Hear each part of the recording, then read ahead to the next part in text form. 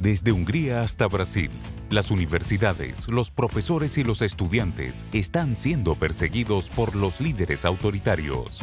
En esta edición de Efecto Naim, exploramos las devastadoras consecuencias de la represión académica. Además, el destacado profesor Eduardo Moncada nos revela las sorprendentes tácticas que utilizan personas en toda América Latina para enfrentar la extorsión criminal. Y le mostramos los más curiosos negocios de alquiler de animales. Esto y más a continuación.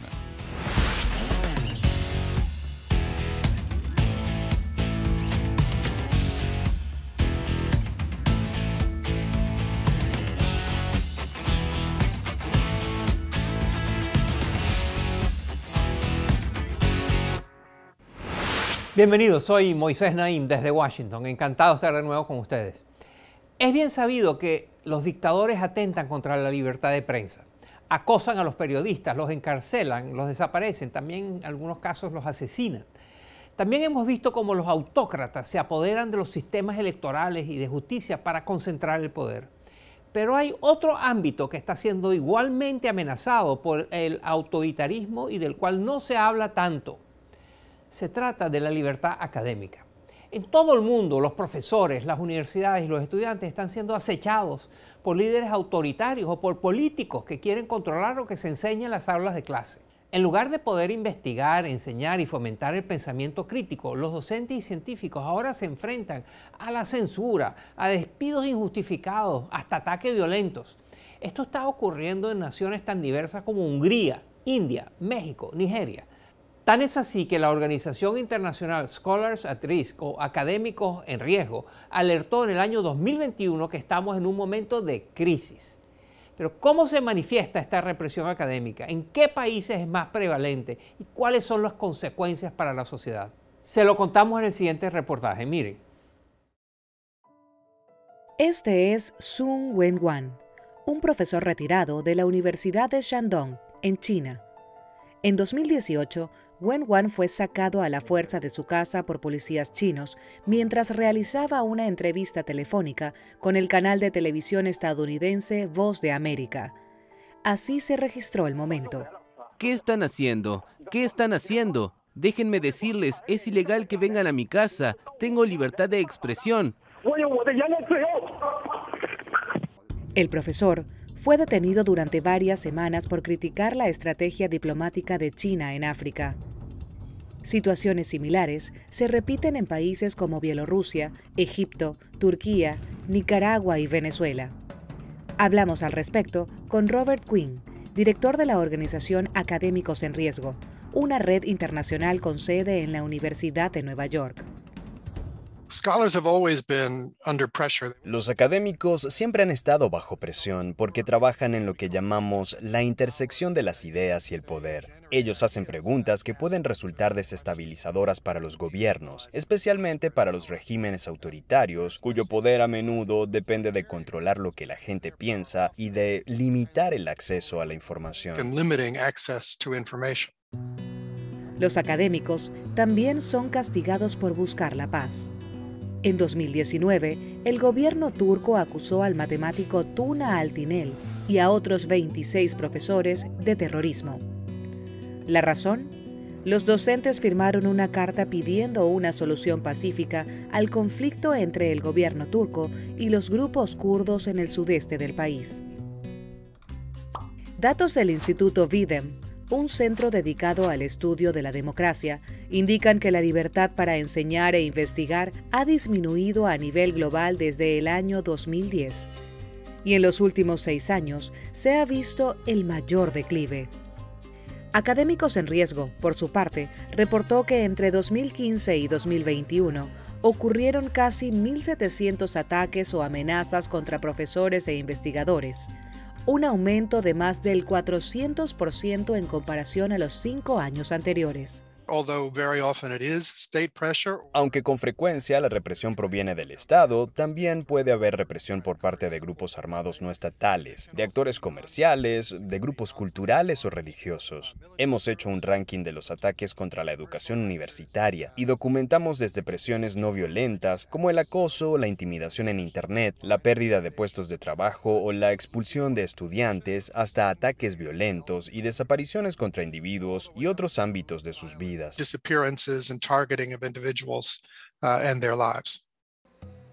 Algunos gobiernos utilizan mecanismos más sutiles para limitar la libertad de los profesores. Por ejemplo, en 2019, el presidente de Brasil, Jair Bolsonaro, aseguró que el sistema educativo en su país estaba generando idiotas útiles al servicio de los militantes de izquierda. Por eso, propuso una reducción del 30% del presupuesto para la educación pública en el país. Esto, claro está, tiene terribles consecuencias tanto para los maestros como para los alumnos. Así se expresó Arthur Kasser, profesor de historia de un colegio en Río de Janeiro. El funcionamiento del colegio está en peligro. Si no tenemos dinero para hacer la limpieza, no podemos trabajar. Si no tenemos luz, no podemos trabajar. Si no tenemos agua, no podemos usar los baños. Así que ni siquiera sabemos si podremos seguir hasta el final del año escolar. Por otro lado, en Rusia, donde Vladimir Putin ha promovido la polarización y la intolerancia, cientos de docentes han sido despedidos o se han visto obligados a renunciar bajo acusaciones de presunta mala conducta. Para el historiador Nikita Tushkanov, diferir de los valores ultraconservadores que promueve el régimen o expresar apoyo a la oposición política ha significado no poder conseguir un empleo en el ámbito académico. Fui a un colegio para solicitar un puesto de profesor. Unos 4 días más tarde me enteré que la directora del colegio había recibido una llamada de la oficina del fiscal del distrito y le dijeron que si me contrataba tendría problemas. Y la amenaza contra la libertad académica no solo se vive en países con tradiciones poco democráticas. Vemos mucha represión por parte del gobierno de Modi en India en contra de las personas cuyas narrativas contradicen la identidad nacionalista del régimen. Y en los Estados Unidos, los legisladores estatales han aprobado recientemente leyes para tratar de limitar los temas que pueden enseñarse en las universidades. Estas limitaciones tienen un impacto directo en la vida de los profesores y de los estudiantes, pero también tienen implicaciones globales, pues los sistemas de investigación y de enseñanza están altamente interconectados. Si se normaliza que los líderes autoritarios decidan qué se puede pensar y enseñar, arriesgamos que las sociedades tengan una visión del mundo cada vez más limitada. El ataque a los pensadores, a los profesores, no es un problema que compete únicamente a la comunidad académica, pues desde las universidades, las salas de conferencias y los laboratorios se generan ideas y soluciones que nos benefician a todos. Y al regresar a la pausa volvemos a un tema que hemos tratado varias veces aquí. ¿Por qué América Latina tiene los índices de homicidios más altos del mundo?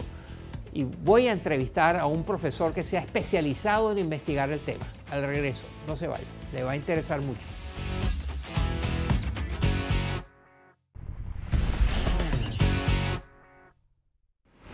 Las distintas maneras como se manifiesta el crimen en América Latina están en constante evolución, cambios, mutaciones. Por ejemplo, en años recientes la extorsión se ha vuelto un creciente problema.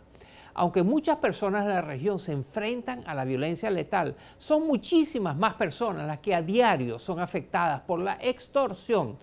Se trata de ese negocio en el cual los delincuentes le exigen dinero a las personas de forma recurrente, a cambio de una supuesta protección. En los lugares donde abunda este problema, la creencia común es que cuando las autoridades no pueden o no quieren ejercer la ley, las víctimas permanecen indefensas. Sin embargo, mi invitado de hoy viajó a El Salvador, México, Colombia, varios otros países, para estudiar cómo las personas se resisten de maneras sorprendentes a la extorsión de los criminales. Su nombre es Eduardo Moncada y es profesor en el Departamento de Ciencias Políticas de Barnard College, asociado a la prestigiosa Universidad de Columbia. Es autor de 2 libros. El más reciente se titula Resistiendo la extorsión: víctimas, criminales y estados en América Latina. Esta es mi conversación con el profesor Eduardo Moncada. Miren.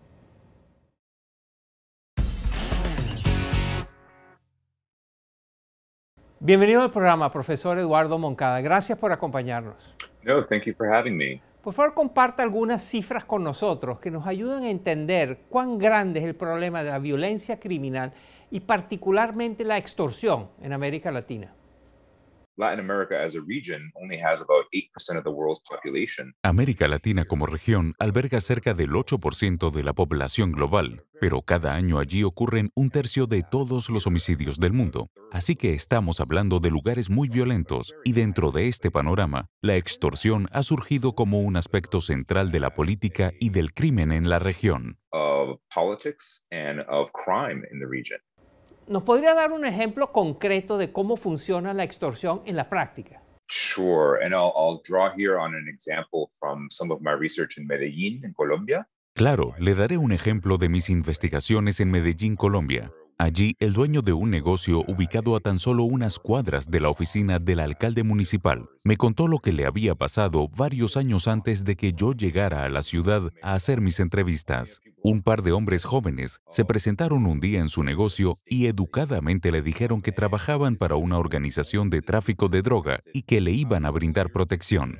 A cambio, le exigieron una contribución. Cada semana el dueño del negocio le daba una cantidad de dinero a los 2 jóvenes.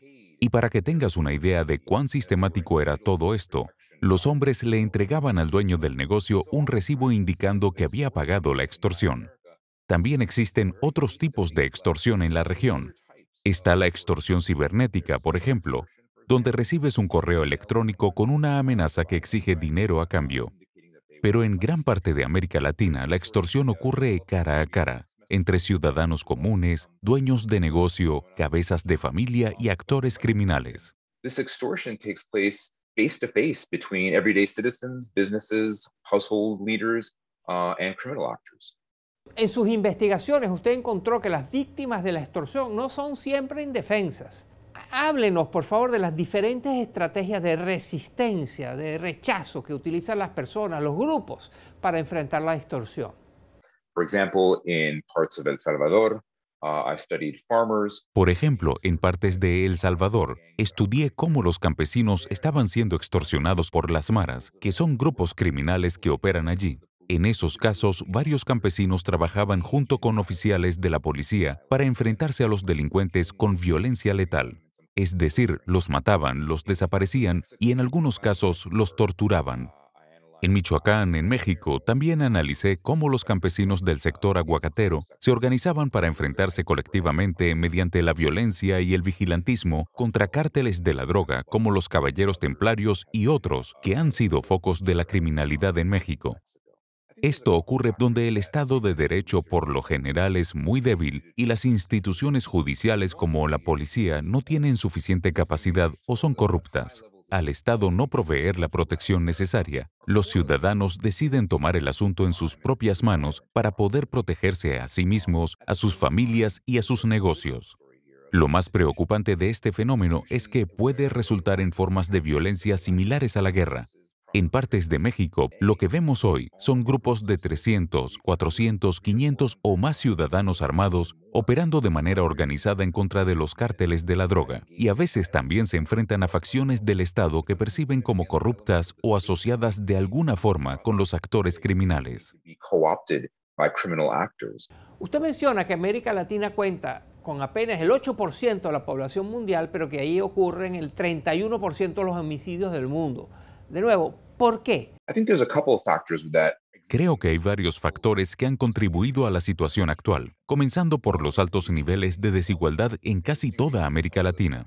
Además, hay que considerar la diversidad de los grupos de crimen organizado que operan en la región, algunos de ellos en contacto directo con los gobiernos, con los políticos y con los partidos. Pero creo que un aspecto que amerita mucha más investigación es la normalización cultural de la violencia en América Latina. Algo que me impresiona cuando viajo a hacer mis investigaciones es la tranquilidad con la cual la gente habla sobre la violencia que los rodea, ya sea perpetrada por criminales o por el Estado. También me sorprende la cantidad de personas que piensan que la violencia es una herramienta que pueden usar en contra de los demás para defenderse a sí mismos y a sus familias.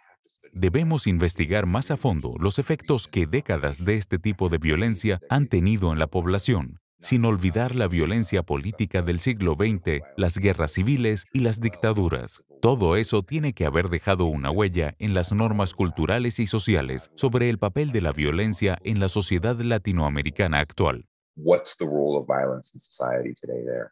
Eduardo Moncada es profesor de Ciencias Políticas en el Barnard College de la Universidad de Columbia. Es el autor de un importante libro. Se titula Resistiendo la extorsión: víctimas, criminales y estados en América Latina. Muchas gracias, profesor Moncada. No, thank you very much. Y al regresar a la pausa exploramos el curioso negocio de los animales para alquiler. Ya verá de qué se trata.